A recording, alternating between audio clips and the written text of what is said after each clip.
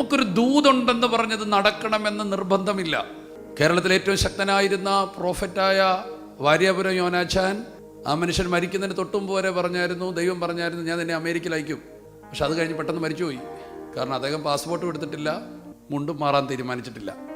അതൊരു കുറ്റമല്ല. ഇപ്പം ദൈവം അവസാന നിമിഷം വരെ ദൈവത്തിൻ്റെ ആഗ്രഹം പറഞ്ഞുകൊണ്ടിരിക്കും. ഈ പ്രവചനം എന്ന് പറഞ്ഞാൽ ദൈവത്തിൻ്റെ ആഗ്രഹമാണ്. നമ്മൾ നമ്മുടെ കൊച്ചിനെയൊക്കെ നോക്കി പറഞ്ഞത്, എടാ നിന്നെ എനിക്ക് തന്നപ്പോൾ എനിക്ക് ഈ ആഗ്രഹം ഉണ്ടായിരുന്നു. അതുപോലെ ദൈവം അവസാനം വരെ പറഞ്ഞുകൊണ്ടിരിക്കും. അവനെ ഡോക്ടറാക്കാനായിരിക്കും ആഗ്രഹം, അവൻ പോയി എഞ്ചിനീയർ ആയിരിക്കും. പക്ഷേ നമ്മൾ പറയും, എടാ എനിക്ക് ഡോക്ടറായിരുന്നു ആഗ്രഹം, പക്ഷേ അവൻ എഞ്ചിനീയറിൻ്റെ കോഴ്സ് പാസ്സായി നിൽക്കുക. അതുകൊണ്ട് ദൈവം എപ്പോഴും പറയും തൻ്റെ ഹൃദയം. അപ്പോൾ നമ്മൾ കേട്ട പ്രവചനത്തിനനുസരിച്ച് ഒരു ജീവിതം വേണം, ഒരു ജീവിത ശൈലി വേണം, അടുത്തൊരു പ്രാർത്ഥന വേണം.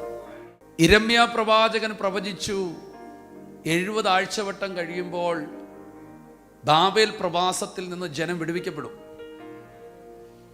ഇത് യിരെമ്യാവ് പ്രവചിച്ചതാ.